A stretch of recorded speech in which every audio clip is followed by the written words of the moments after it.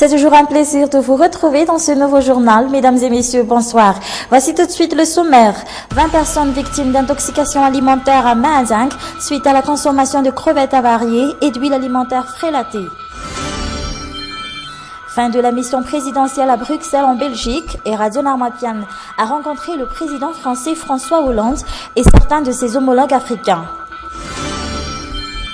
À l'étranger, la plus grande base militaire des États-Unis a été le théâtre d'une fusillade. Un soldat a ouvert le feu, tuant 3 personnes et en blessant 16 autres. Il a ensuite retourné l'arme contre lui. La justice turque défie Recep Tayyip Erdogan. Elle ordonne la levée du blocage de Twitter décidé par le Premier ministre turc fin mars. Pour les magistrats, il s'agit d'une violation du droit à la liberté d'expression.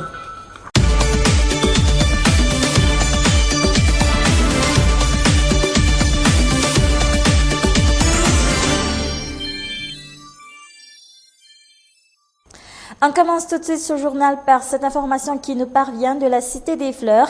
20 personnes sont victimes d'intoxication alimentaire après avoir consommé des crevettes avariées mises en vente sur le marché.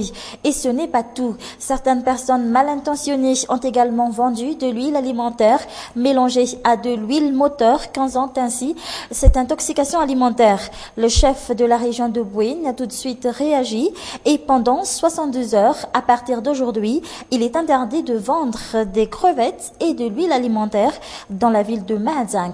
Le récit de notre confrère de Mahajang, Christian Ingénieri. Ces 20 personnes ont été admises à l'hôpital de Mahajang.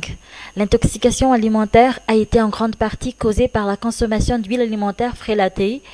Elle a été mélangée à de l'huile moteur. Les responsables ont d'ailleurs saisi plus de 100 litres de cette huile frélatée vendue chez des détaillants.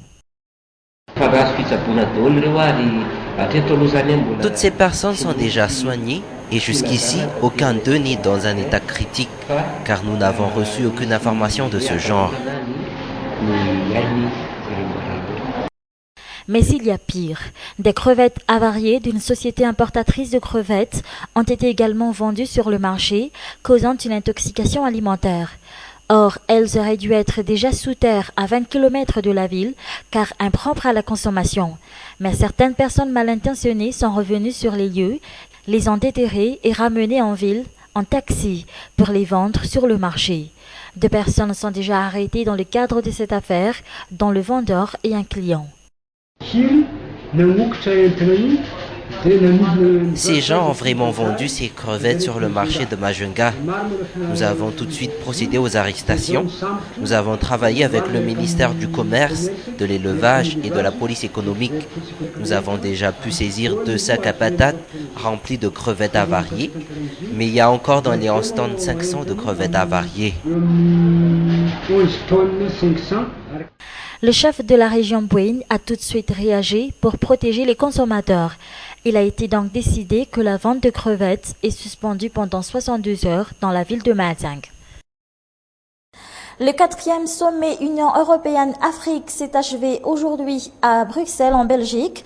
Le président Eradan Armapian y a mené une mission à la fois politique et économique. Il a entre autres rencontré le président français François Hollande durant ce périple en Belgique.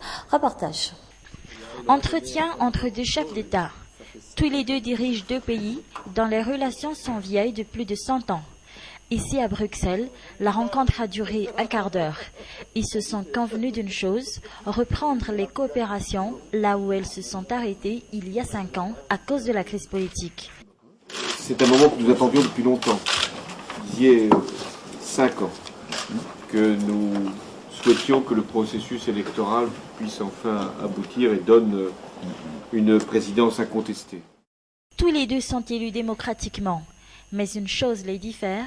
François Hollande a mis seulement une journée pour désigner un nouveau Premier ministre et former un gouvernement fort après la défaite de son parti au municipal.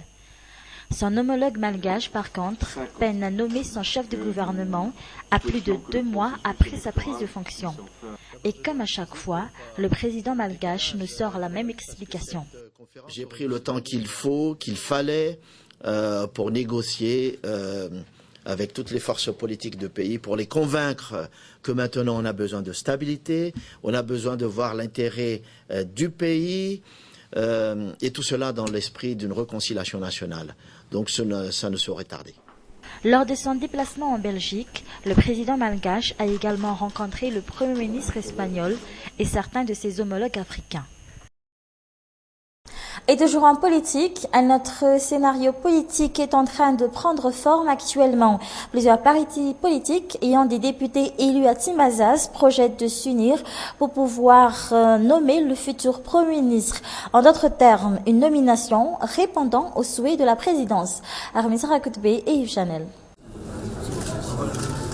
Une réunion préparatoire a eu lieu hier en vue de cette union de partis politiques pro et Radio Normapian. Un nouveau groupement de partis politiques a donc vu le jour et a été présenté officiellement ce jour.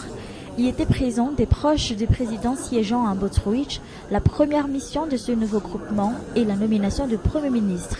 D'après Roland Ravatmang, ce groupement politique n'a rien à voir avec la PMP, ni le MAPAR, ni la fusion des deux. Il s'agirait d'une fusion de tous les partis politiques qui sont prêts à soutenir la même cause pour faciliter la prise de décision du président de la République sur la nomination du Premier ministre. Lors de cette présentation, ces politiciens ne veulent pas parler du côté juridique de la nomination du Premier ministre, même si le chef de l'État a déjà martelé qu'il respectera la loi. Certains de ces partis politiques soutiendraient même l'idée d'une suspension de la Constitution.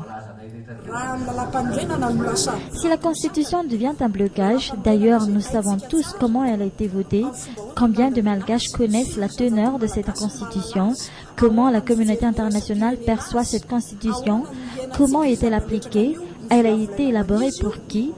J'estime vraiment qu'on peut suspendre cette Constitution. Les politiciens soutenant le président après son élection, ses anciens rivaux aux élections ou encore ceux qui l'ont fait élire composent ce nouveau groupement de partis politiques. Ces derniers qui craignent surtout un renversement de la situation. Mais chose étonnante, il n'y a aucun chiffre officiel sur le nombre des partis politiques adhérant à cette nouvelle plateforme. En revanche, ses proches collaborateurs du président disposeraient d'une liste de ces partis politiques. Et c'est ainsi que s'achève cette édition. Merci à vous de l'avoir suivi jusqu'à la fin. Excellente suite au programme sur nos antennes. Au revoir.